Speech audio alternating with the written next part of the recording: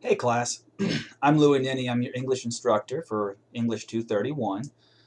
I want to give you an intro to just the class and kind of introduce myself as I've asked you to do the same. It's the least I can do. First of all, a little about myself. I've been, if you've seen my bio on the page, I've been here for 7 years now.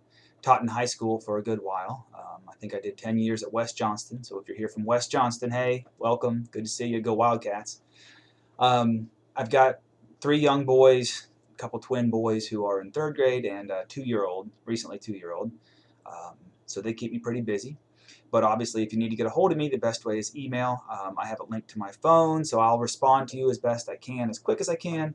And what I can tell you is that while sometimes I may not have access to your grades or to the Blackboard shell, I can certainly answer your questions to the best of my ability. And like I said, if I give you wrong information, it's on me, so don't feel like that's an issue. I'm pretty lenient with those kind of things. I know it's difficult to um, keep up with that sometimes, but I do want to make sure that you know that it is essentially your responsibility to do things on time. So if you email me ahead of time and have an issue, I'll be your friend. If you email me after the fact, I probably won't help you any. But that's a little bit about the class, and I'm sure that's something you guys would be interested in knowing.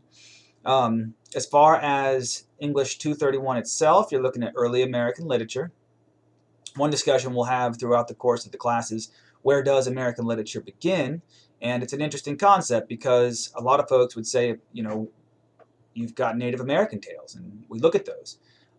You look at Columbus and some of the things that Columbus did, and is he the beginning of America? I mean, it's 1492. Obviously, there were people here before, but truth be told, it wasn't until 1776 that the United States actually happened. So, there's a lot of things that go on, and there's a lot of different things in American history that we look at, but essentially, the text starts with some things before, but really you're looking at the Puritans and the Jamestown civilization is kind of the beginning of really the written history of America. So, and those are essentially the British folks that we're looking at. So while there were many other things before, even Leif Erikson at the turn of the millennium, we um, don't really have any writings from him. So we're looking at written history, which is the literature, right? Written. So that's kind of how this class goes.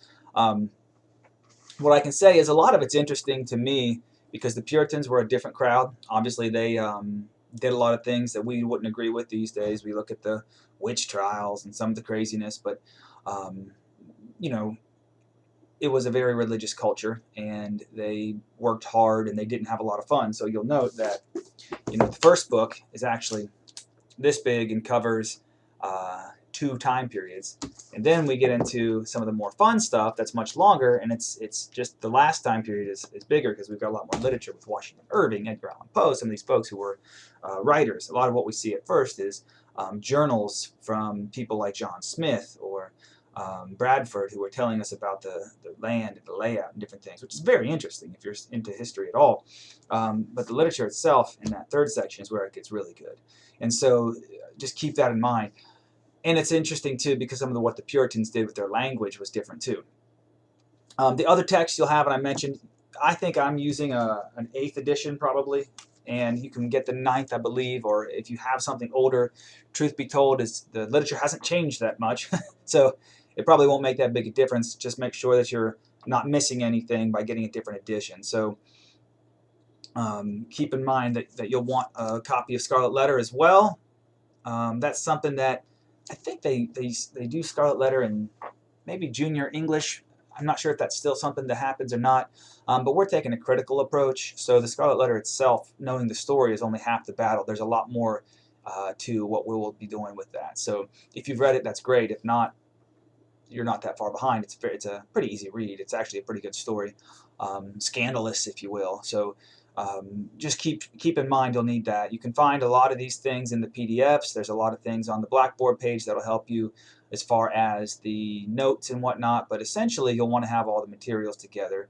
As far as testing and grades go, you look at your syllabus, you'll see that there are essay and multiple choice tests. The multiple choice tests are best if you review for them on the Norton site, because I use the Norton testing for those. It's worth 25% of your overall grade. The essay tests are a little more detailed and require a little more work, and that's why they're worth 35% of your grade. And then the discussion boards are 20%, so keep in mind those are attendance, but they also are part of your grade. And then lastly is that essay that I talked about with Scarlet Letter. So basic grade breakdown as far as what you can expect this semester. And every little bit counts.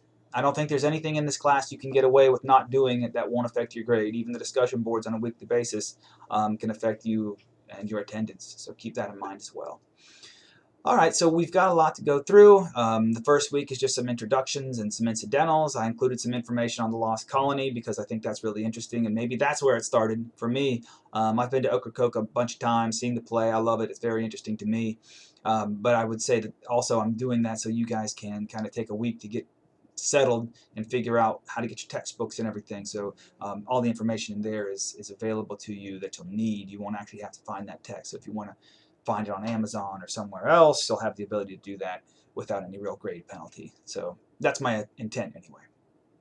All right, looking forward to the semester. I've posted my schedule on the Blackboard for you, Blackboard site. You got my daily schedule. You can come see me in my office. You can contact me however you want. There's lots of new tools where I'm able to be in touch with you by video if you can't get on campus. I know some folks are far away and don't want to come out to Smithfield. So here if you need me, and looking forward to a great semester. Best of luck to everyone.